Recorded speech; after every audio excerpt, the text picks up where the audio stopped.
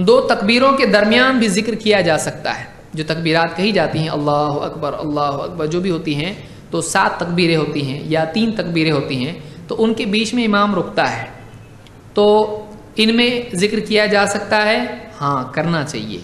अब्दुल्लाह इब्न मसूद रज़ी अल्लाह ताला ने ईद की नमाज के बारे में जब जिक्र किया तो कहा बैन कुल्ली तकबीरतैनी हम्दुलिल्लाहि व सनाउन अलल्लाह, हर दो तकबीरों के